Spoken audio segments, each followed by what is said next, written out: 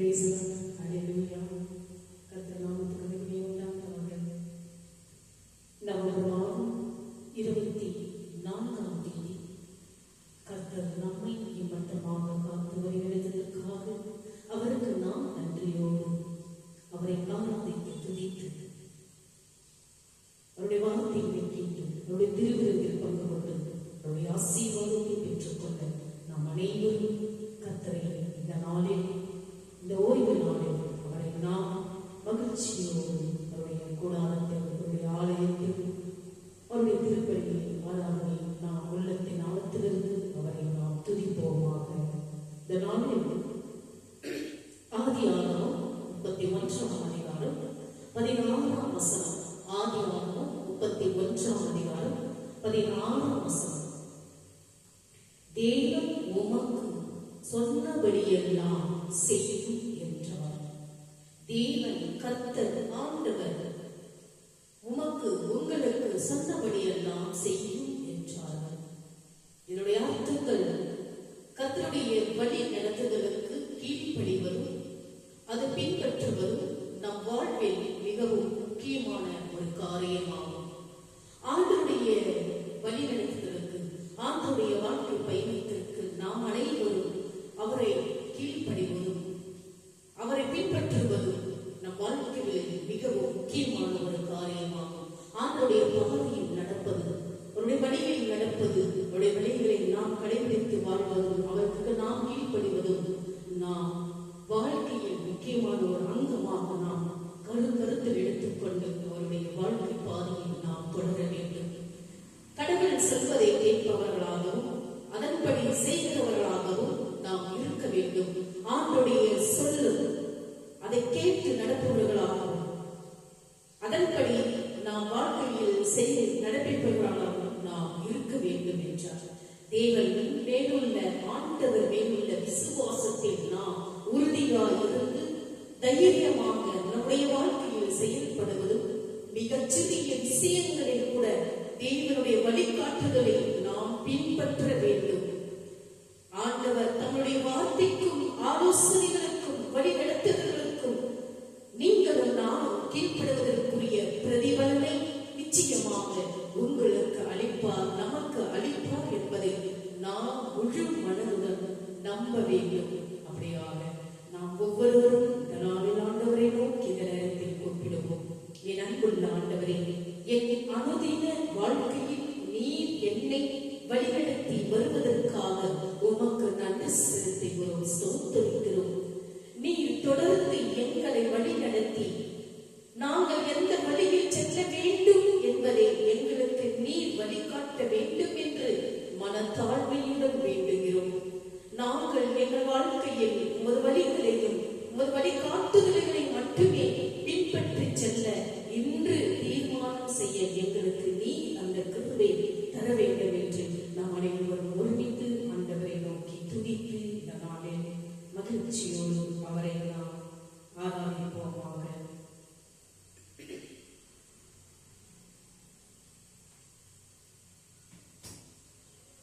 இப்பொழுது நாம் அனைவரும் இந்த திருப்பலியில் தொடங்கி அவரை நாம் ஆராதித்து பாடி புகழ்வோமாக. திருப்பலி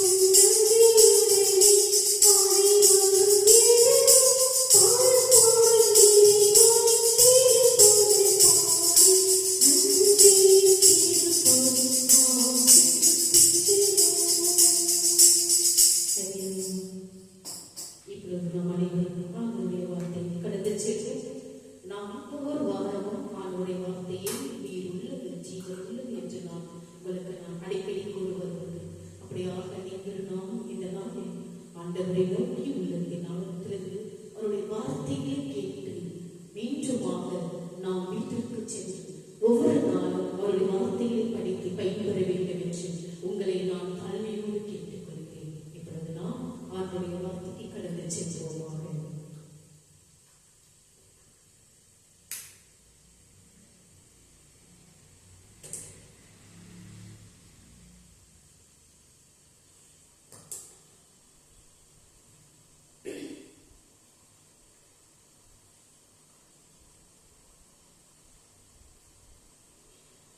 அப்போஸ்தலரான பவுலடிகளார் எழுதிய நற்செய்தியிலிருந்து வாசகம், அதிகாரம் 22, இறைவசனம் 12.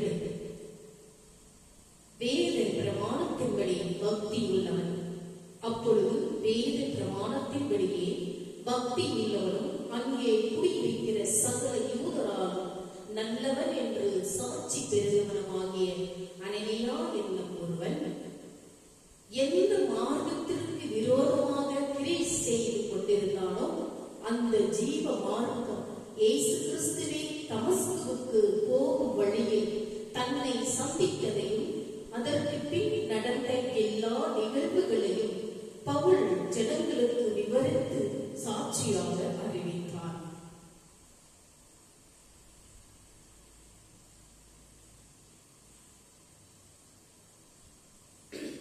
அது தன்னை குறித்த சாட்சி அல்ல, இயேசுவை குறித்தே சாட்சி கொடுத்தார். ஒரு சாட்சி என்பவன் நடந்த உண்மையை சான்றளிக்கும் நபராவார். கிறிஸ்துவுக்கு திறம்பட சாட்சியாக இருக்க வேண்டுமெனில் அவரை பற்றிய நேரடி அறிவை பெற்றிருக்க வேண்டும். 1 யோவான் 1ஆம் அதிகாரம் 1-3 நீங்கள் வாசித்து பாருங்கள். நம்முடைய சாட்சியின் கருப்பொருள் இயேசு கிறிஸ்துவே. கர்த்தர் என்னிலே என்ன செய்தார் என்று அறிவிப்பதே சரியான அனுபவ சாட்சியாகும். என்னில் என்ன மாற்றம் செய்தார், கிறிஸ்துவை இரட்சகராக ஏற்றுக்கொண்ட பின் நமது வாழ்க்கை எப்படி மாற்றப்பட்டது என்பதே மெய்யான சாட்சி. பவுல் தனது சாட்சியை தெளிவாகவும் விவரிக்காகவும் ஈதுவர்களிடம் பகிர்ந்து கொண்டார். பவுல் ஒரு ஜாதிகளுக்கு பிரசங்கித்தான் என்பதை யூதர்கள் அவனை வெறுப்பதற்கான உண்மை காரணம் என்று கண்டறிந்தான். புறஜாதிகளிடத்திற்கு செல்வதென்பது தனது சொந்த கருத்தல்ல, அது கர்த்தராகிய இயேசு கிறிஸ்துவின் கருத்தாகும் என்பதை அவர்கள் புரிந்து கொள்ள வேண்டும் என்று விரும்பி அவர்கள் முன்பாக தைரியமாக சாட்சியாய் விளங்கினான் பவுலடிகளார். பவுல் தமஸ்குவுக்கு போகும்போது அவன் செய்யும்படி நியமிக்கப்பட்டதெல்லாம் அங்கே அவனுக்கு சொல்லப்படும் என்று இயேசு அவனை வழிநடத்தினார். அவனோடு பேசுவதற்கு அனனியா என்பவனை தேவன் தேர்ந்தெடுத்தார். அனனியா இயேசுவை பின்பற்றுகிற ஒரு யூத சீஷன். வேத பிரமாணத்தின்படி பக்தியுள்ளவன். யூதயா தேசத்திற்கோ யூதயா மார்க்கத்திற்கோ அவன் விரோதி அல்ல. தமஸ்கு பட்டணத்தில் உள்ள சகல யூதராலும் நல்லவன் என்று சாட்சி பெற்றவன். அனனியா என்னும் ஒருவன் என்று பவுல் சாமர்த்தியமாக யாவரும் விளங்கிக் கொள்ளும் வகையில் கூறினான். வெறுமனே சீஷனாக இருந்த ஒருவனை தமது பணிக்கு பயன்படுத்த விரும்பிய கர்த்தர் அவனை நேரடியாகவே அணுகினார் என்பது குறிப்பிடத்தக்கது. ஆம், கர்த்தர் அனனியாவுக்கு நேரடியாக தரிசனமாகி அவனுடன் பேசினார். ஒரு சாதாரண விசுவாசிக்கு கர்த்தர் தரிசனமானார் என்றால் அது எவ்வளவு பெரிய பாக்கியம்! அது மாத்திரமல்ல, அனனியாவே என்று பெயர் சொல்லியே கர்த்தர் அவனை அழைத்தார். அவனும் ஆண்டவரே இதோ அடியே என்றார். அப்போஸ்தலர் 9ஆம் அதிகாரம் 10-12 வாசித்து பாருங்கள். கர்த்தருடைய குரலை அடையாளம் காணவும் குரல் கேட்டதும் ஆண்டவரே என்று அடிபணியவும் அனனியா அறிந்திருந்தான். நேரடியாகவே அவனுக்கான பணியை அறிவித்தார். அப்படியானால் எந்த நேரமும் கர்த்தரின் சித்தத்தை நிறைவேற்ற ஆயத்தமாயிருந்தவன், தன்னை அழைத்தவரின் ஆளுமையை அனுபவித்து வாழ்ந்தவன் என்பது புலனாகின்றது. யாருக்கு? அனனியாவுக்கு. தேவன் பரிபூரணமுள்ள பாத்திரங்களை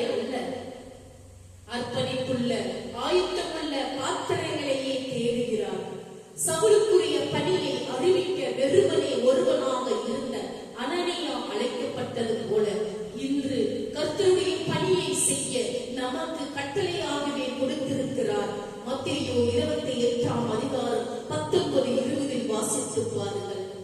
கர்த்தர் மேல் நம்மில் கொண்டிருக்கிற நோக்கம் மேலானது. அவருடைய அழைப்பின் குரலை உணரக்கூடிய அன்பின் ஐக்கியமும் அவரது பிரதான கட்டளைகளை நிறைவேற்றவும் கீழ்ப்படிதலும் நமக்கு இருக்குமே. ஆனால் நாம் எழுந்து புறப்பட்டு போய் சுவிசேஷத்தை பிறருக்கு சாட்சியாக நாம் அறிவிப்போம். கர்த்தருடைய வருகைக்கு ஆயத்தமாவோம், பிறரையும் ஆயத்தப்படுத்துவோம். இப்படியாக ஆண்டவர் நம்மை ஒவ்வொருவரும் அழைத்திருக்கிறார். எப்படி அனனியாவை அழைத்தாரோ நம்மையும் ஒரு நாள் அழைப்பார். நாம் அப்படியாக ஆண்டவருடைய வழியில் செல்ல வேண்டும். அவருடைய வார்த்தைகளை படித்து பயன்பெற வேண்டும்.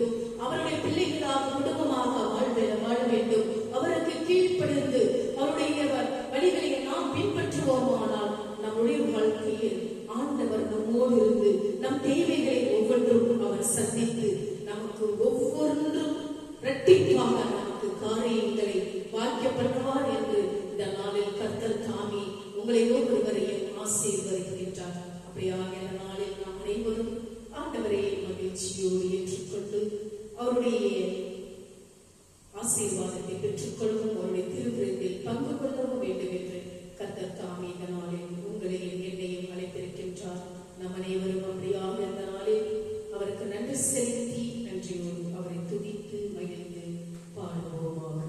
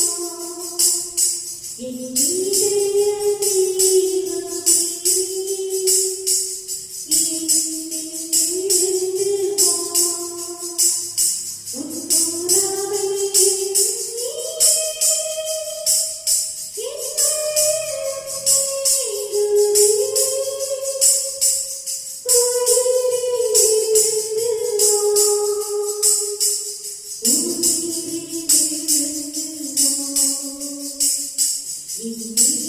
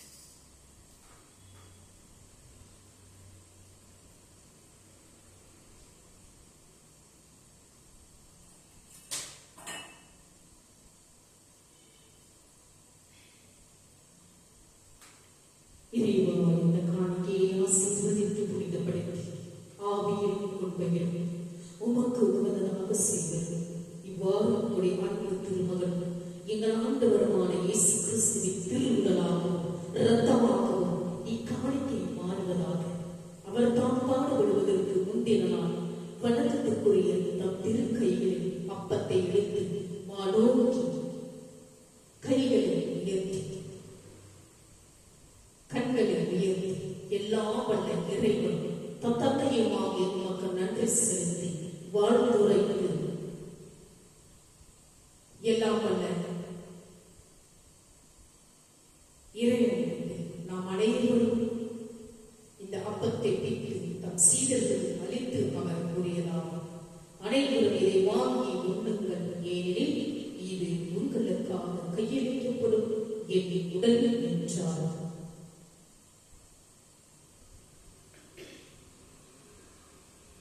அவ்வளவே உணவருந்திய பின் மகிமை மிகுந்த இக்கிண்ணத்தை வண்ணத்துக்குரிய தம் திருக்கைகளில் எடுத்து மீண்டும் உமக்கு நன்றி செலுத்தி வாழ்த்துரைத்து தம் சீடர்களுக்கு அளித்து அவர் கூறியதாகும்.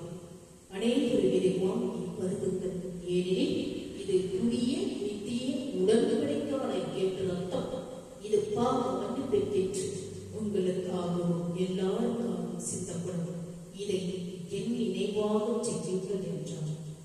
நாம் அனைவரும் அவருடைய திருவிருந்தில் ஒருவனப்பட்டு அவருடைய திருவுலகின் இரத்தத்தை ஒவ்வொருவரும் பகிர்ந்து கொள்வோமாக.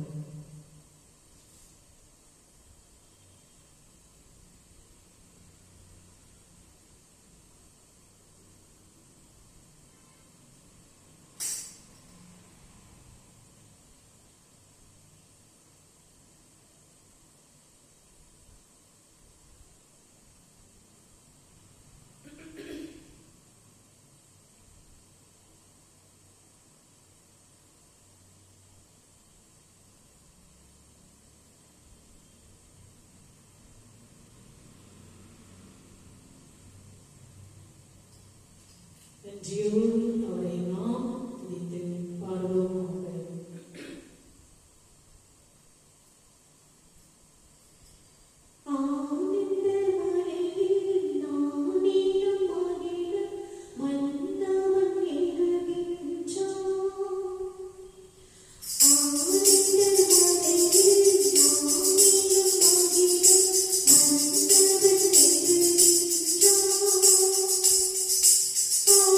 Oh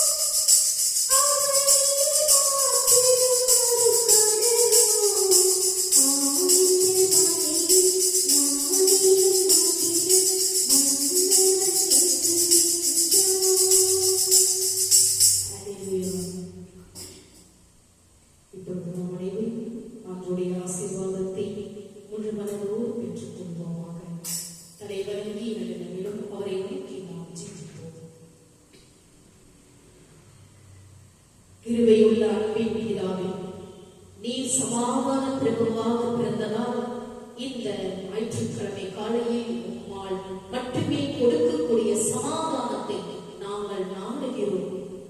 இந்த வாரம் எங்கள் மகிழ்ச்சியை களவாட முயற்சிக்கும் எதிர்பார்ப்புகளையும் கவலைகளையும் திணிப்பீராக.